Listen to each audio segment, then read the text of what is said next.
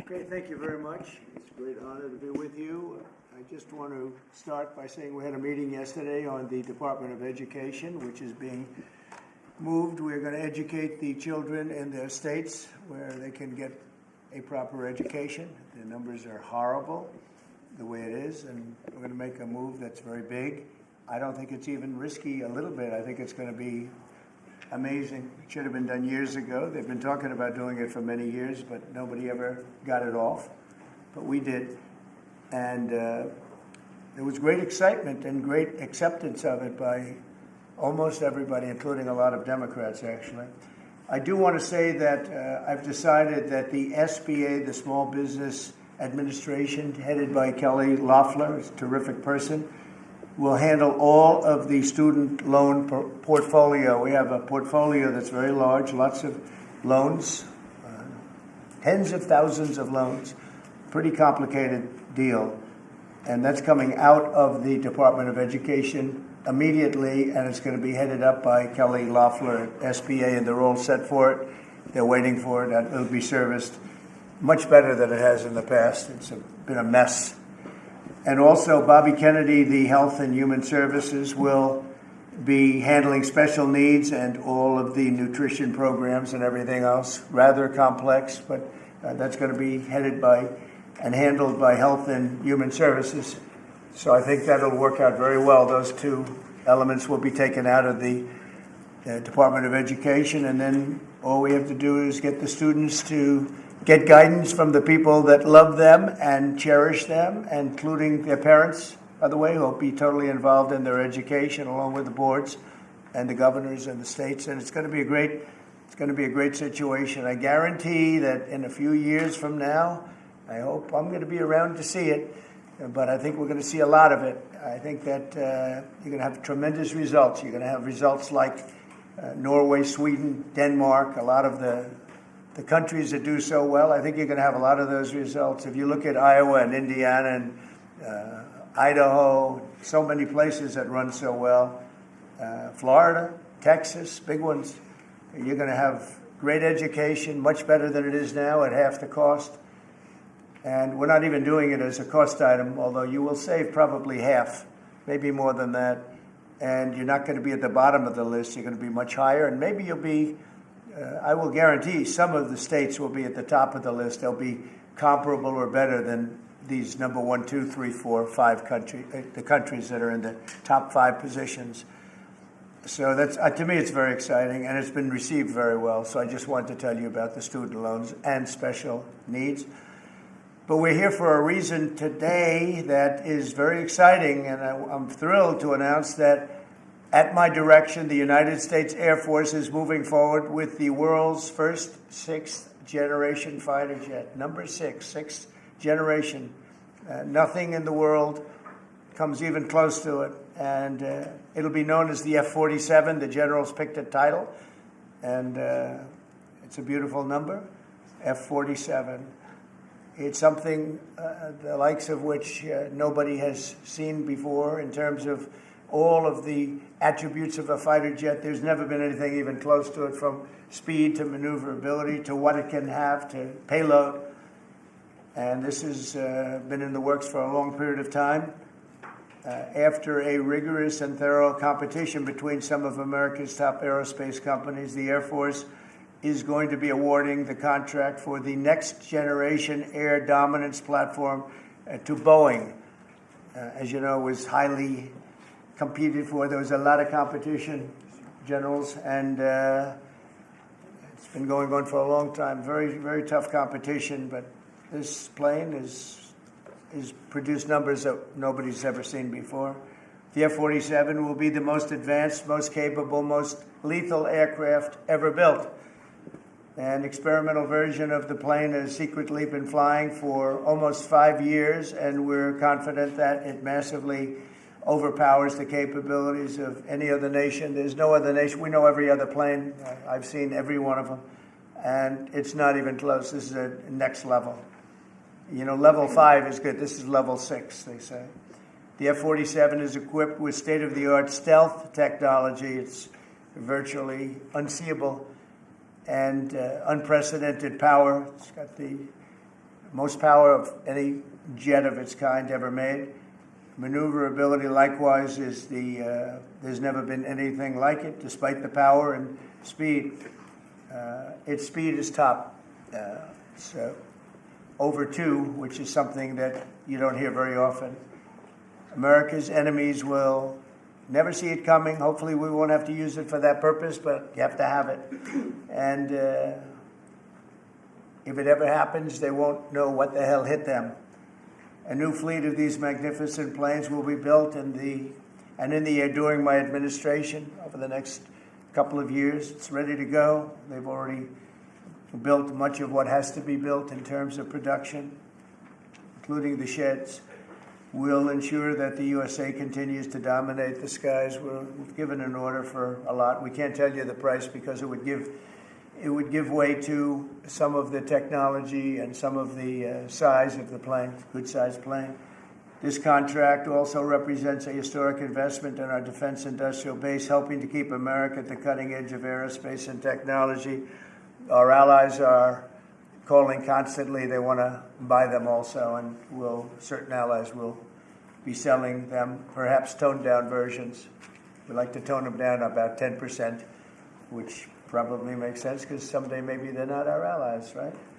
But I would like to ask Secretary Hegseth, who's doing a fantastic job. He's really been very inspiring in so many ways, and I must say that before he speaks, we have had record people wanting to join our military in the last 2.5 months, literally since this, I think probably since the election, November 5th, but especially since we came to office and since I announced Pete. He's young, he's smart, he's strong, he loves it, and they love him. But we've had record numbers of people wanting to join our military. Now, if you go back 6 months, it was the exact opposite. You had record numbers of people not wanting to join the military. Now you have record numbers of people wanting to be in our military, and that's a great honor. That shows you we're really on the right track. So, Pete, maybe you'd say a few words. Sure. Please. Well, Mr. President, this is a big day. This is a big day for our warfighters. This is a big day for our country, a big day in the world. The name of this program is the Next Generation of Air Dominance. And Mr. President, because of your leadership, your clarity, America is going to have generations in the future of air dominance because of this 6th generation fighter. We've had the F-15, we had the F-16, the F-18, the F-22, the F-35. Now we have the F-47, which sends a very direct, clear message to our allies that we're not going anywhere, and to our enemies that we will be able to project power around the globe unimpeded for generations to come. Mr. President, this is a gift to my kids and your kids, to my grandkids and your grandkids. This is a historic investment in the American military, in the American industrial base, in American industry that will help revive the warrior ethos inside our military, which we're doing, rebuild our military, which the previous administration did not do, by the way, Mr. President. They paused this program and were prepared to potentially scrap it.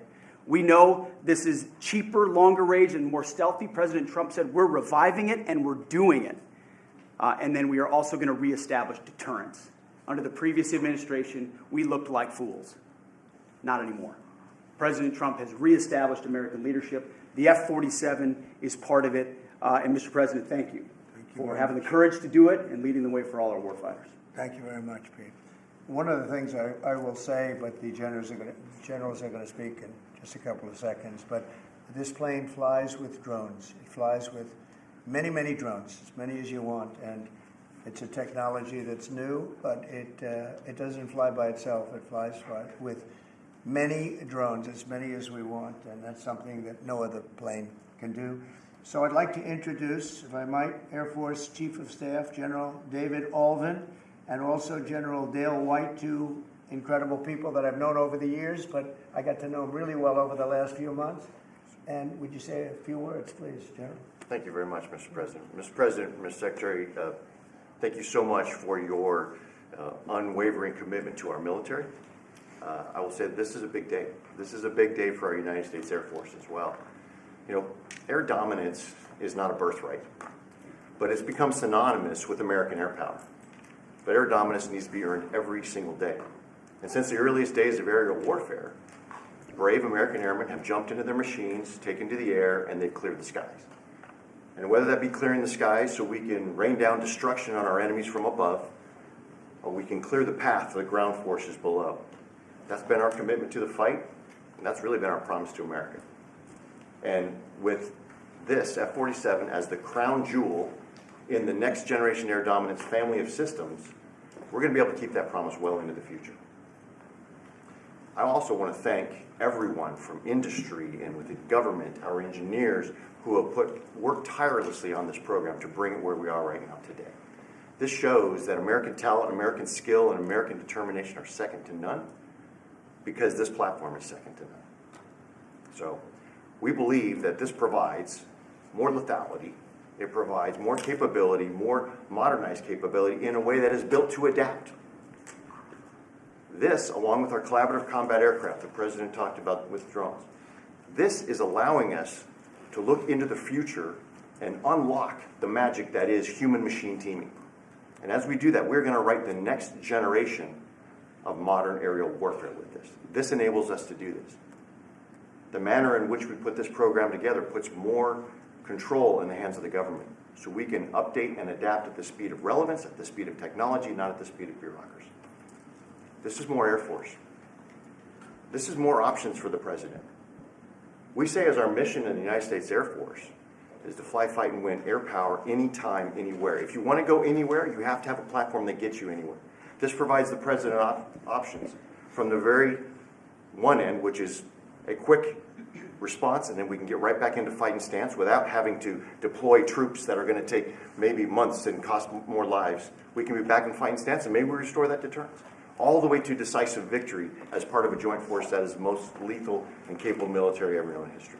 That's what we provide now, and this allows us to provide it into the future. It's more deterrence, more capability. It's what peace through strength looks like into the future, Mr. President. And so we're very proud to do that. And all we can say is, on behalf of the United States Air Force, let's deliver. Thank you very much. Thank you, General. Would you like to say something? No, sir, I'll just double down what the chief said. He knows what to do. Generational He knows leap. who the boss And is. that's exactly right. Air superiority is what it's all about, and this is what we'll deliver. That's great. Thank you very much. Great job. We've worked together long and hard on this, and this was a big secret. In fact, we don't show too much of the plane for that reason. You see what we show? You see how beautiful that is, but that's just a very small part of it. Sure. I wasn't surprised. I was wondering how much are you going to show when they came in with that. You see a wheel in the front? That's about it. Any questions? Mr. President President, Trump, Peter? is 80,000 pages of documents is a lot to sift through. Yeah. Can you just tell us who killed Kennedy? Well, I was given the task of releasing that because many presidents have gone through it and they haven't released. And I said, release. We even released Social Security numbers. I didn't want anything deleted. They said, sir, what about Social Security? People long gone, but they're long gone, so I can't imagine. But I said, if you don't delete it, if you do delete it, we have people are going to say, why did you delete it? There's something in there. So we gave Social Security, we gave everything. And the rest is for you to look at, Peter. You're going to see whether or not you see anything. But we've given it. We're doing it with Dr. Martin Luther King, too. They're preparing all of that. They're going to release everything. And whoever else they want. I mean, we have nothing. We really have nothing to hide. We shouldn't have. When a lot of time goes by.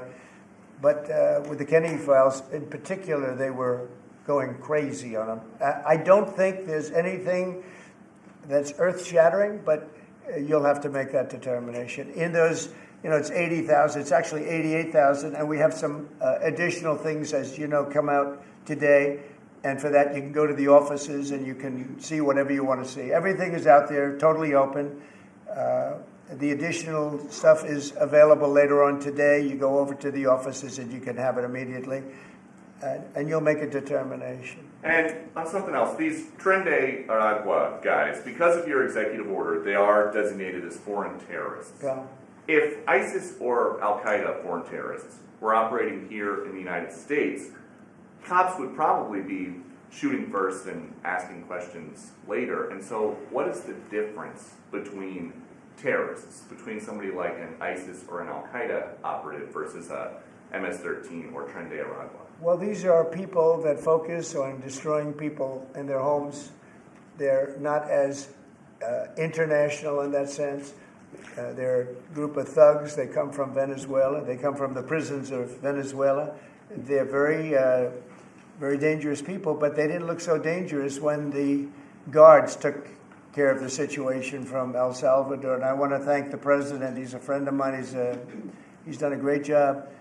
But I just can't imagine that the Democrats are taking this issue where they want to have them back. You know, so now they have men playing in women's sports. They have transgender for everyone. They have open borders. They have all of their crazy policies that are, I think, 95-5, not 90-10, okay? And their new policy is, let's bring Tren de Aragua back into our country. Let's bring the worst. These are the worst gang members there are. They looked amazingly frail, though, by the way they were handled. It's very amazing. You know, they weren't, when they were in Colorado cutting the fingers off a man because he made a phone call to the police, they seemed a lot tougher then than they did when they were having their heads shaved and they were in shackles. They're tough people. They're bad people. We don't want them in our country. We can't let a judge say that he wants them. You know, he didn't run for president. He didn't get much more than 80 million votes. And we just can't let that happen. It'd be so bad for our country. I won on the basis of getting criminals out of our country that were let in. It was called unforced error. They were let in by Biden, incompetently let in, and let in by the millions, actually. 21 million people. I believe it's 21 million. And that's not even including the gotaways. But these are rough people. We want them out of our country. And I won the election based at least partly on that. And that's a big part, yeah? Mr. President, there's something totally different. I don't know if you saw this. Tim Walz is now saying about Trump supporters, and forgive me, I'm just reading a quote from Tim Walz, I think I could kick most of their ass. Oh, boy, he'd be in trouble. Is there any way to know? Well, he's a loser. You know, I mean, the guy's a loser. He lost an election. He played a part. You know, usually a vice president doesn't play a part, they say. I think Tim played a part. I think he was so bad that he hurt her. But she hurt herself, and Joe hurt them both. They didn't have a great group, but I would probably put him at the bottom of the group. Have you heard that Biden wants to get back involved for Democratic politicians, fundraising and campaigning against your policies? I hope so. Mr. President, there are several families. Mr. President, there are families from some of the people. Who are you with? I'm with La Nación newspaper from Argentina. There are families from some of the people that were on those flights to El Salvador that claim that they're not criminals, they're not members of Tren de Aragua, of MS-13. What can you tell them, and what guarantees can you give them that everyone in those planes were actual criminals, terrorists, as you said? Well, I was told that they went through a very strong vetting process, and that that will also be continuing in El Salvador. And if there's anything like that, we would certainly want to find out. But these were a bad group. This was a bad group, and they were in bad areas, and they were with a lot of other people that were absolutely killers, murderers, and people that were really bad with the worst records you've ever seen. And but we will continue that process, absolutely. We don't want to make that kind of a mistake. Is the U.S. planning to give up the position of NATO's Supreme Allied Commander, and if so, why? NATO is something that I saved. NATO was gone until I came along. In fact, the previous Secretary General, very good man, both of them are good. The current man is fantastic. But both of them have said, if it wasn't for Trump, you wouldn't even have a NATO, because we were paying the cost of almost all of the countries. And now they're paying. I said, we're not going to do this. We're not going to continue. You hurt us on trade. You do bad things on trade. And then on top of it, we're supposed to pay for your military. And because of what I did, hundreds of billions of dollars flowed into NATO by countries that just weren't paying. They were delinquent. They weren't paying their bills. So NATO is solid. They're strong. But they They have to treat us fairly. They Are have we to gonna treat give us- up the- Because look, without us, NATO's not the And we're same giving- thing. we're And I giving- can tell you, I've been having very good discussions, as you know, with President Zelensky and with President Putin. And President Putin will tell you that without the United States, he wouldn't be worried. But he is worried when the United States is involved. And I have to tell you, I've dealt very well with both gentlemen, and we have, I think we have the confines of a deal. I hope we have the confines of a deal. I'm doing it for two reasons. Number one, and by far most importantly, thousands of young people, and they're not American people, they're Russian and they're Ukrainian, are being killed every week, thousands a week. And also the United States has paid, because of Biden, $350 billion on a war that should have never happened. If we had a competent president in this, sitting right here, that war would have never happened. It would have absolutely never happened with me. And it didn't happen. For 4 years, it didn't happen. Mr. President, do you think you have the authority, the power to round up people, deport them, and then you're under no obligation to a court to show the evidence against them? Well, that's what the law says, and that's what our country needs, because we were, unfortunately, they allowed millions of people to come into our country, totally unvetted, totally unchecked. So you ought to ask, did he have the authority to allow millions of people? Did Biden have the authority to do something that's unthinkable? Have open borders where millions of people poured into our country, totally unvetted and totally unchecked, just as you would say. And many of those people were criminals. Many of them were from jails and prisons and mental institutions and gang members and drug dealers and very dangerous people. Many were murderers. We have 11,088 that we know of murderers they murdered. Of that number, at least half killed more than one person. They're in our country. They're in a location near you. Biden allowed that to happen to our country. And his people that really ran the country. And the person that operated the auto pen, I think we ought to find out who that was, because I guess that was the real president. So when you ask me if we have the authority, did Biden have the authority to allow millions of people to come into our country? Many of these people, hardened criminals at the top of the line who have caused tremendous damage in our country. You see them in New York City fighting with our police. I mean, literally having fist fights in the street with our police.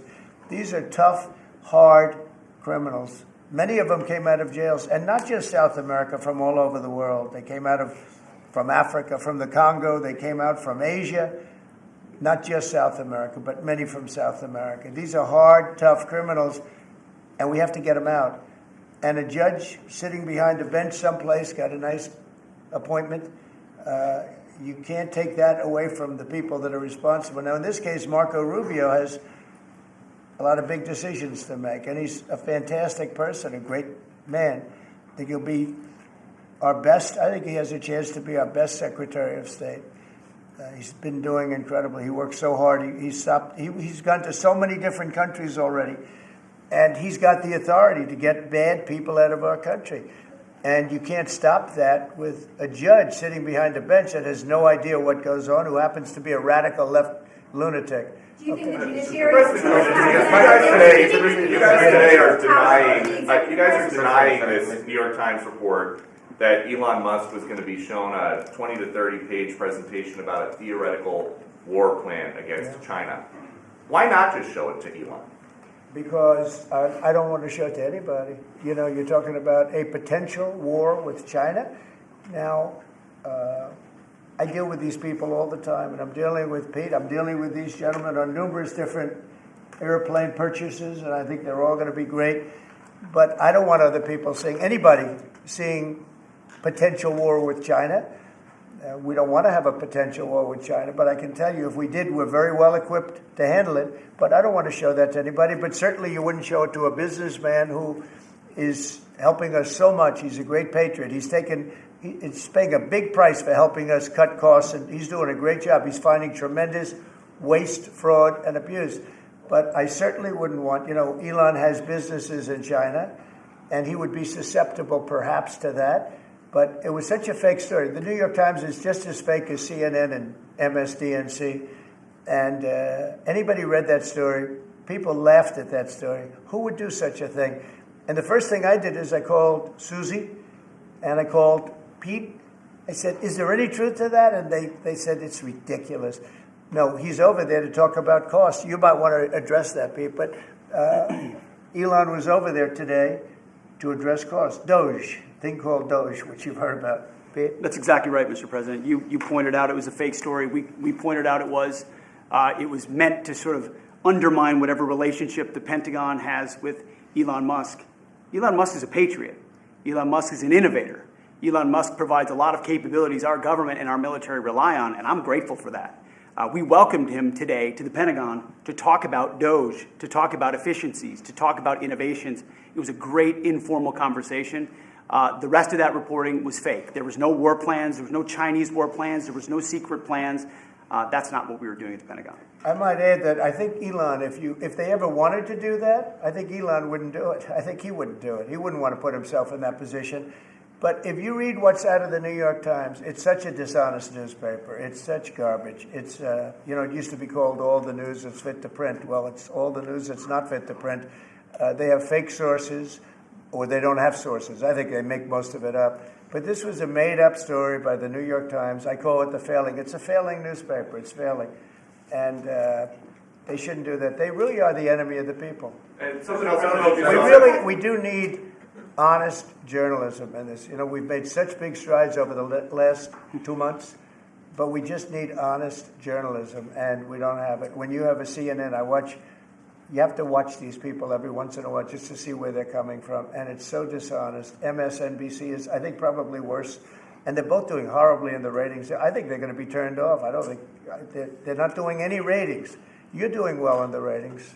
Thank you. I'll pass that along. I understand that your trade rep is meeting their Chinese counterpart next week. Yes. Is there anything that they can do to stop April 2nd or to roll back the tariffs that you put on China already? Well, we can talk, but basically, I call April 2nd. I would have made it April 1st, but I didn't want to be April Fool's Day because then nobody would believe what I said, and they do believe me.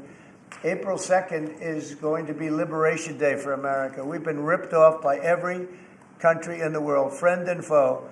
We've been ripped off on trade. We've been ripped off on military. We protect people, and they don't do anything for us. It's just so unfair for years and years. And now some of that money is going to be coming back to us in the form of tariffs. Tens of billions. It's going to be numbers like nobody's ever seen. So NVIDIA announced today, you saw that, hundreds of billions of dollars of investment. The biggest chip maker in the world announced hundreds of billions of dollars of investment. Hundreds of billions, not millions, but billions. They're all coming here. Apple just announced $500 billion worth. They're going to build plants here. They built their plants in China. They're going to build them here. And they're starting immediately. We have investment, the likes of which this country has never seen, already announced. And they all want to have news conferences. I don't have enough time to have that many news conferences, but I would say so far at least $4 trillion. $4 trillion is coming in. Car companies, very importantly, a lot of the car companies that were going to build in Mexico or Canada are now building here. Because I don't want cars from Canada. I don't want cars from Mexico. They want to do it, it's fine. But I want the car companies to build here, not... they were building in Mexico 3 plants, big plants, really big plants, and they were going to sell the cars right across the border. We wouldn't have the jobs, we wouldn't have the profits, we wouldn't get the taxes, we get nothing. All we get is unemployment and empty factories. Those days are over. So now those 3 places are going to build here, but many more than that. We have a big one. Honda is building, just announced a really big plant in Indiana, great state, smart place to build. And we have many car companies coming here. The steel mills are going to be booming, And many other things, many other things come with that. But we need that for defense. There are certain things you have to have. You have to have steel. We would have had, if I didn't do in my first term tariffs to stop the onslaught, because they were dumping steel in order to destroy our steel plants. If I didn't do 50% and even 100% in certain cases tariffs on steel, you wouldn't have a steel plant in the United States. And Biden was unable to get rid of those tariffs because they threw off so much money that his numbers, which didn't work anyway because his numbers were terrible, what he did, the way he spent money was so horrible. and what he allowed to happen to energy. That's the other thing. Energy is going to be like it's never been before. Mr. Vice President is here. If you have do you have anything to say while you're here? He's a very good Vice President. I'm just here to watch the show, sir. Okay. I think airplanes are pretty cool, so I want to go check this out. It is cool. Mr. President, are you going to be offering to take off the trade war at this point, though? Well, I'll be speaking to President Xi. I have a great relationship with him. We're going to have a very good relationship. But we have a $1 trillion deficit because of Biden with President Xi. More than that. I mean, I've heard $1.2 trillion. We have a deficit. And I've explained that to President Xi. We also have a problem where he's allowing fentanyl to be sent into Mexico and then cross the border and, killing. I think the number is much higher than the 125, 115. I think it's closer to 300,000 people a year.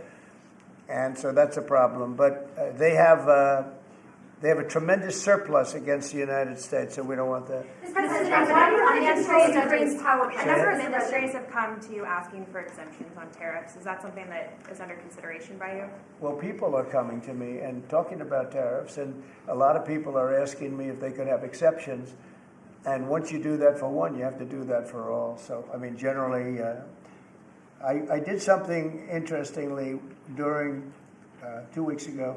I gave the American car companies a break because it would have been unfair if I didn't. And everybody said, oh, he changed his mind on tariffs. I didn't change my mind. I helped our, sort of big three, big four. I helped some of the American companies. And instead of taking it properly, they said, oh, he changed it. I don't change. But the word flexibility is an important word. Sometimes there's flexibility. So there'll be flexibility. But basically, it's reciprocal. So that if China's charging us 50% or 30% or 20%, and I don't mean China, I mean anybody, any country, Canada. Nobody knows that Canada's charging our dairy farmers. They have 270% tariffs. Nobody knows that. Nobody knows that. They have up to 400%. They have a couple of tariffs at 400%. Nobody knows that. Nobody talks about that. And remember, with Canada, we don't need their cars. We don't need their lumber. We don't need their energy. We don't need anything from Canada. And yet it costs us $200 billion a year in subsidy to keep Canada afloat. So when I say they should be a state, I mean that. I really mean that. Because we can't be expected to carry a country that is right next to us on our border. It would be a great state. It would be a cherished state. The taxes for Canadian citizens would go down in less than half.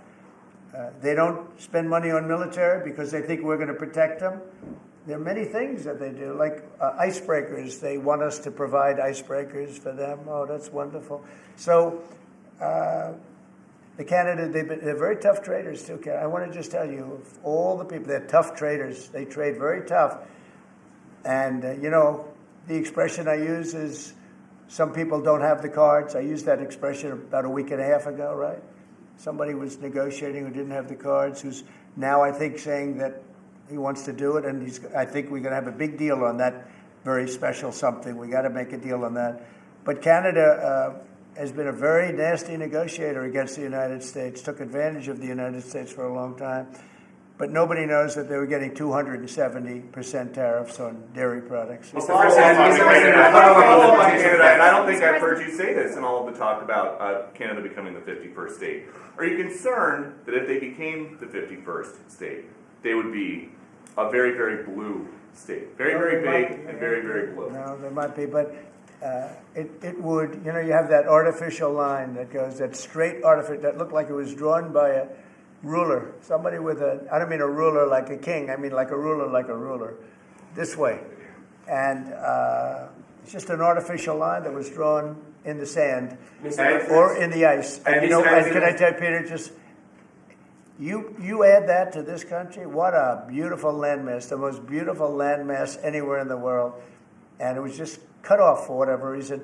It would be great. Now, is it liberal? Maybe. But, a conservative until I got involved, because I don't care who wins up there. I frankly probably would do better with the liberal than the conservative, if you want to know the truth. But just a little while ago, before I got involved and totally changed the election, which I don't care about, Probably it's to our advantage, actually. But the Conservative was leading against, I call him Governor Trudeau. The Conservative was leading by 35 points. So, so I don't know about that. I think Canada is a place like a lot of other places. If you have a good candidate, the candidate's going to win. And I don't know if you've seen this, but the two astronauts that you just helped save from space, they didn't get any overtime pay for all that extra time. They got $5 a day per diem. For 286 days, that is $1,430 in extra pay. Is there anything the administration can do to get them, to make them whole? Well, nobody's ever mentioned this to me. If I have to, I'll pay it out of my own pocket, okay? I'll get it for them. I'll take care of that. I like that. I think that's... I'll pay it right out of my... Is that all? That's not a lot for what they had to go through. And I want to thank Elon Musk, by the way, because think if we don't have him. There's only so long, even though they're in the capsule up there, that the body starts to deteriorate after 9 or 10 months. And gets really bad after 14, 15 months with the bones and the blood and all of the things that you've been reporting on very well. And if we don't have Elon, they could be up there a long time. Who else is going to get him?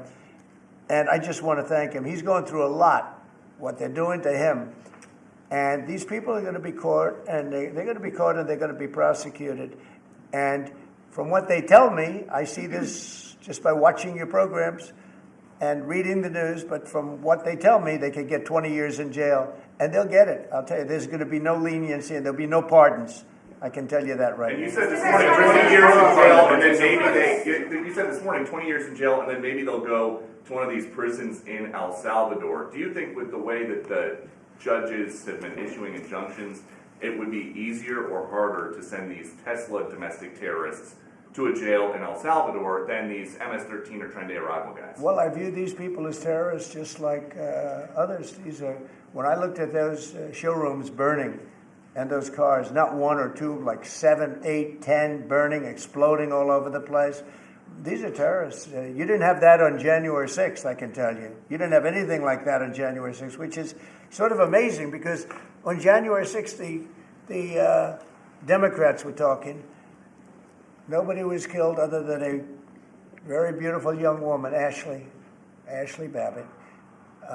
Nobody was killed. And you look at what's going on now with these terrorists. These are terrorists, and that's an organized event. Take a look at their signs. Take a look. They're all made by the same sign company. A nice, expensive job. Now, these are the people that finance it are, in my opinion, in just as big a trouble as the people that are setting the match and setting the fires. So we'll see. It's under very serious investigation by the FBI and by the Justice Department. These people are terrorists. Okay. Yeah, go ahead behind you, please. Mr. President, what do you say to American military families who are seeing Elon Musk at the Pentagon today, are hearing about Defense Department cuts, and their thoughts are immediately going to the safety of their loved ones who are currently deployed? Well, we're making our country strong. And when they see a thing like that and they hear that story about Elon and China, what they should do is realize that the New York Times is a corrupt institution, because I think they're the ones. They knew that story wasn't true. Nobody believed that story. People that, when I first called, they laughed when they heard the story. Nobody believed it, that the Pentagon was giving him a briefing on what war with China would look like, and he has business. No, they made that up because it's a good story to make up. They're very dishonest people. Look, I have it with the Times, and you'll see more and more of it. To me, it's a very dishonest organization. But a story like that is made up. It's total fiction. And I just wanted to make sure. I called up Chief of Staff and I called up Pete. And I said, is there any truth to that? Absolutely not. He's there for Doge, not there for China. And if you ever mention China, I think he'd walk out of the room. He wouldn't take it anyway. So it's just a made-up story. Nobody's taken better care of the military. One of the things that I know that Pete's doing is he's talking about a lot of the civilian staff, and we're going to get them other jobs. We're going to have a lot of jobs in this country, but we don't want to have wasteful jobs. We want to have meaningful jobs. And those were wasteful jobs. Those are jobs that not only military, but jobs where people don't show up. We had You take a look at Department of Education. I've never seen so many buildings with the names on it. You go past one after another Department of Education, and they're empty. The people don't show up. You know why? Because they have other jobs, because they're playing golf, or they're playing something, they're doing something. And we have a lot of great people, but we have to move that back to the States. We're going to make our country strong, and we're going to get people much better jobs, because we have companies moving into our country, the likes of which we've never seen before. Nothing like this has happened. And it's automatic. They don't want to pay the tariffs. How do you avoid paying the tariffs? You build your plant in the United States, and it's a beautiful thing to see. I see it.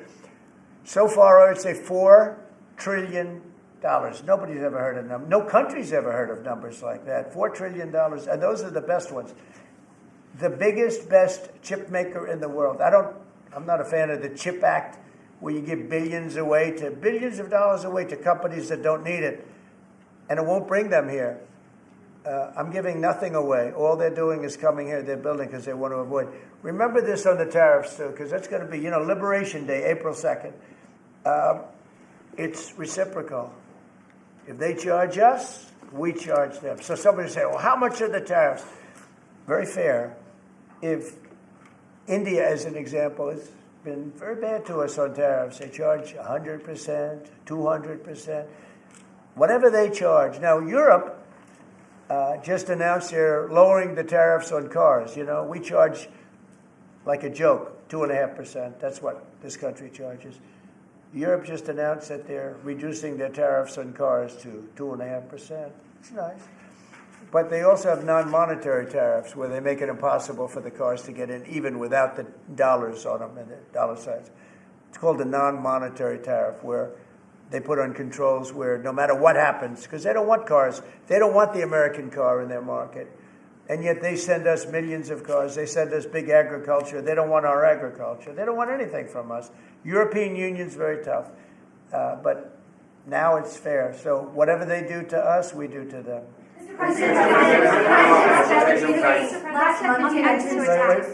Russia continues to attack Ukraine.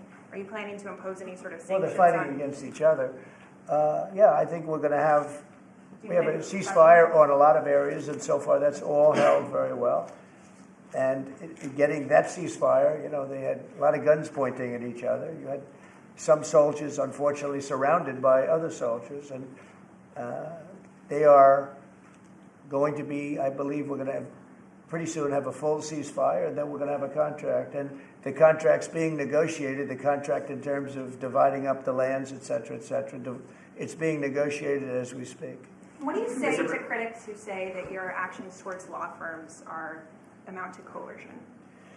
Well, the law firms all want to make deals. You mean the law firms that we're going after, that went after me for 4 years, ruthlessly, violently, illegally? You mean, are those the law firms you're talking about? They're not babies. They're very sophisticated people. Those law firms did bad things. They went after me for years. Russia hoax. All a hoax. It was a hoax. It was Hunter Biden's laptop. It didn't come out of Russia, by the way. It was came out of his bedroom. It was all a hoax, developed by Democrats. Hillary, I don't think Biden did, because I don't think Biden knows what the hell he's doing, frankly, based on everything I see. I've seen things since being here that are so sad, what he's done to this country, what he and they did to this country, those people that surrounded him, who, by the way, are radical left but smart. He's not smart. He was never smart. But these are radical left, smart people. They totally controlled him. He did whatever they told him to do. And it's a shame. It's so sad to see what happened, what they've done to this country, both not only the inflation you saw, but allowing millions and millions of criminals into our country. That's an inexcusable act. And many other things besides that. Thank you very much, everybody. Thank you. Thank you, everybody.